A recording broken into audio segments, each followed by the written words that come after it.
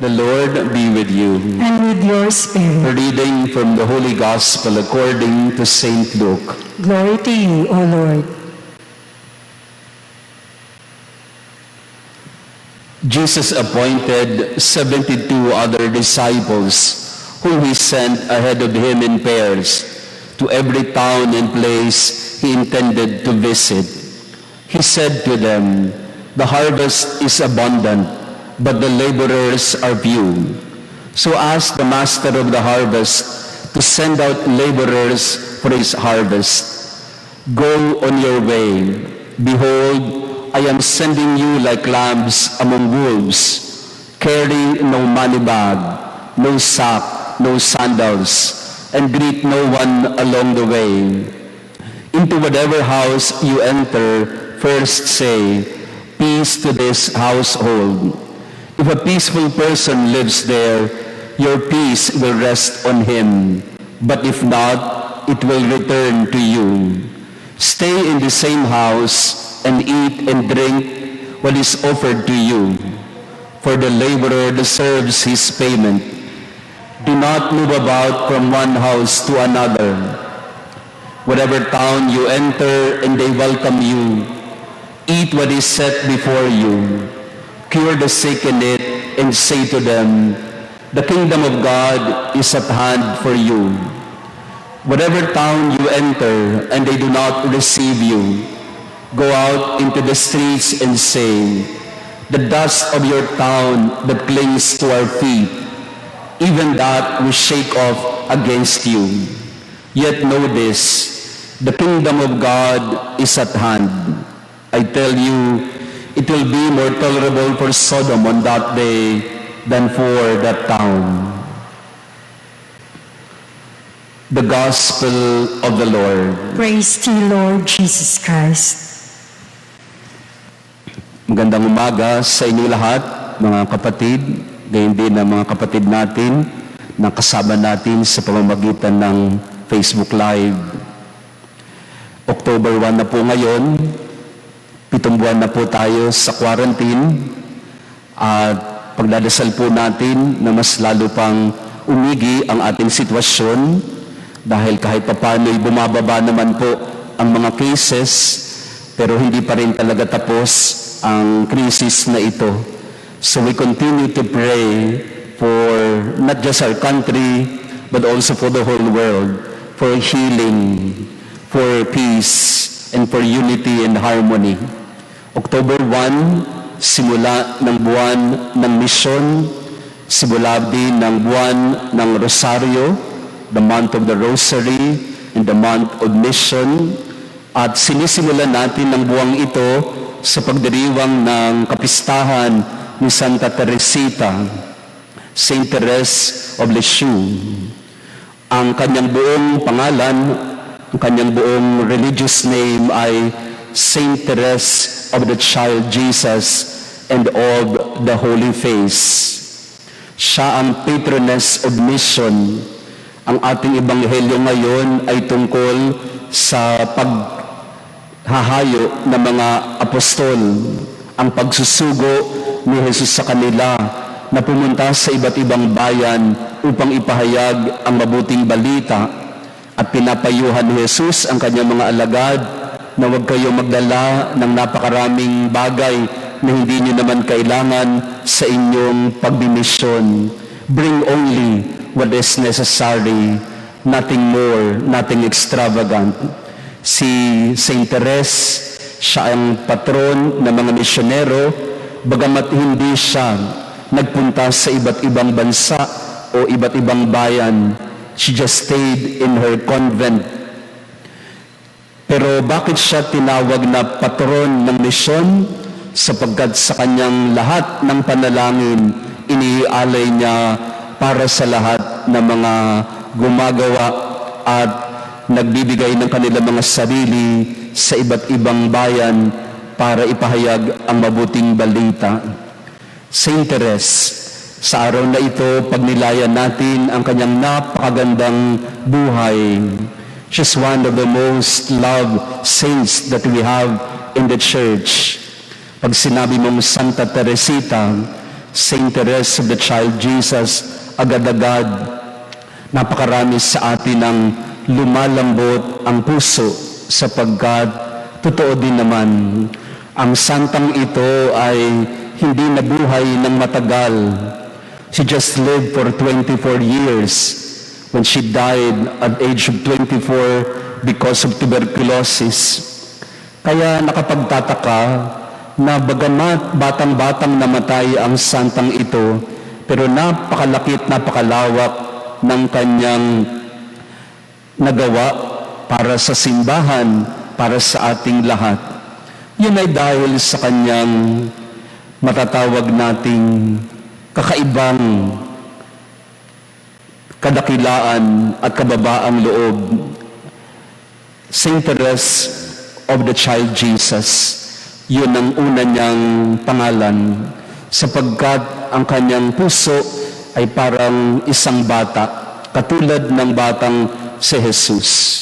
That's why her way is oftentimes called the little way, the way of the small, the way of the humble, of the simple. Yun ang paraan para tayo ay sumunod kay Jesus, to follow the way of humility, to follow the way of simplicity. At ang laging sinasabi ni Saint Teresa, Jesus, I love you. Jesus, my joy is loving you. In the story of a soul, yung kanyang spiritual autobiography, lagi niyang binabanggit ang kanyang pagmamahal kay Jesus. At ang kanyang kagalakan sa buhay ay dahil sa pagmamahal na ito. Hindi naman po ako magmamalaki, pero mga ilang beses na po akong nakapunta sa bahay ni Santa Teresita sa Pransya. Napakaliit lang ng kanilang bahay, 2 kwarto, 3 kwarto na maliliit.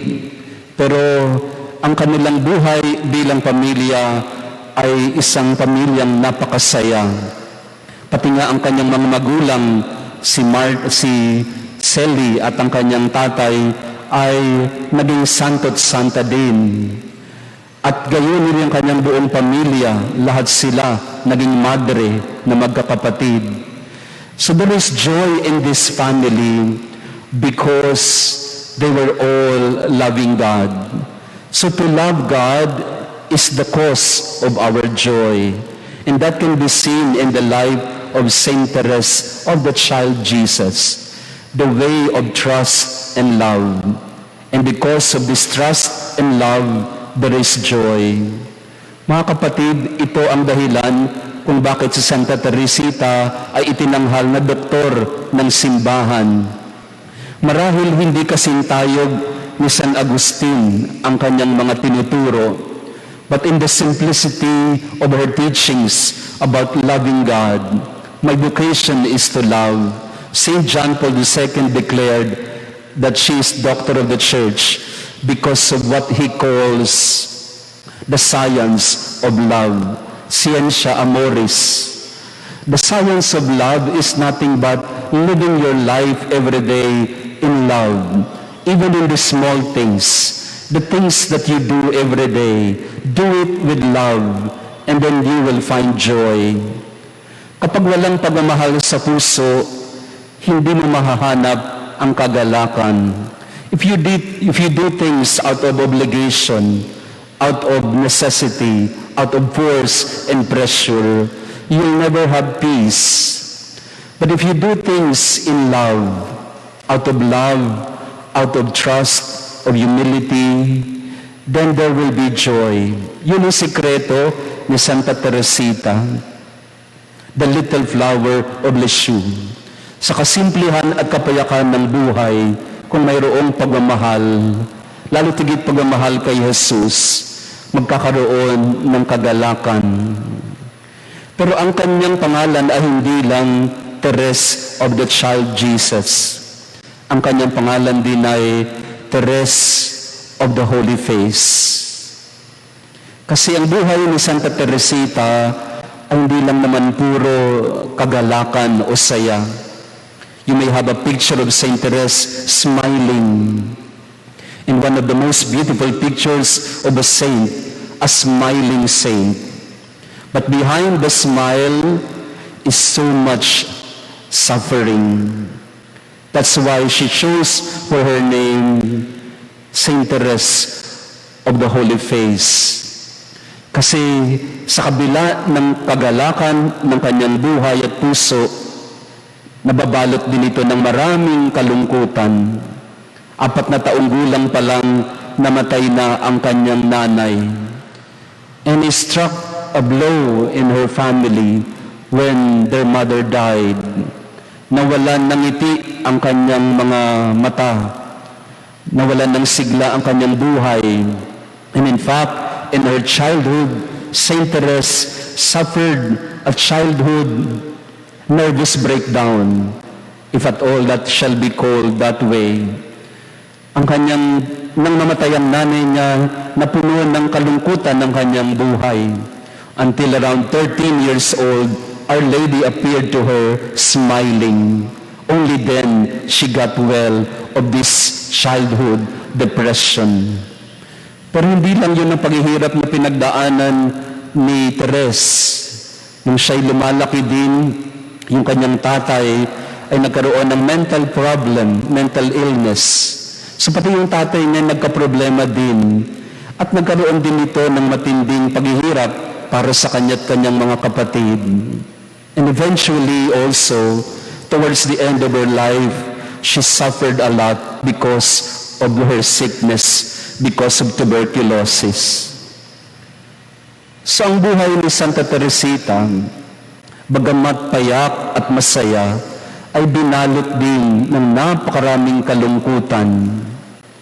Pero sa gitna ng paghihirap na iyon na kanyang pinagdaanan, sa kabila ng kanyang karamdaman, she would often offer all these things for the missionaries. She would offer her suffering, her sickness, for those who are outside doing the work for God. Kaya ang ating pagdiriwang ngayon sa buhay ni Santa Teresita ay isang magandang paalaala na bagamat may kagalakan sa puso, alam natin, hindi natin maitatanggi na bahagi ng kagalakan ang mga paghihirap. Pero hindi dapat tayo patatalo sa mga paghihirap. Hindi dapat alisin ng mga krisis sa buhay ang mga ngiti at kagalakan ng isang taong nagmamahal. I think that's the lesson we can draw from the life of Therese. Do not allow the sufferings in your life to take away the smile in your face, in your heart. And at the end of her life, her last words were, Jesus, my God, I love you. Again, in spite of being in great pain, she would say, Jesus, I love you. Sa ating pong misa ngayon, pagdasal natin na magkaroon din tayo ng ganung puso na katulad ni Santa Teresita. Pusong payak, pusong nagmamahal, pusong nagtitiwala sa Diyos, katulad ng isang bata. Sa gitna ng mga paghihirap, may kagalakan pa rin na mahahanap sapagkat si Jesus ang nagmamahal sa atin at minamahal din natin siya.